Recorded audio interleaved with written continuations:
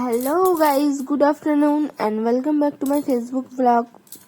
তো দিনটা ছিল শনিবার বিকেলবেলা।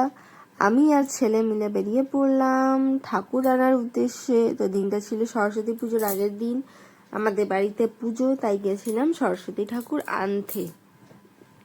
আমার শ্বশুর মশাই ঠাকুর অলরেডি অর্ডার দিয়ে রেখেছিলেন, আমি আর ছেলে মিলে গেছিলাম নিয়ে আসতে। তো গিয়ে দেখি সেখানে ঠাকুরটা বেশ বড়, হাতে করে আনা যাবে না।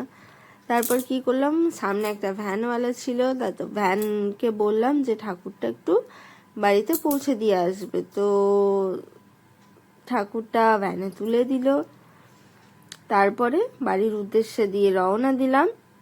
বেশি দূর না, আমার বাড়ি থেকে 2 মিনিটের রাস্তা। তো দেখো ভ্যানওয়ালা নিয়ে যাচ্ছে ঠাকুরটা, নিয়ে গিয়ে মন্দিরে বসিয়ে দিল ঠাকুরটাকে। তোমরা জানিও ঠাকুরটা কেমন হয়েছে। Good bye.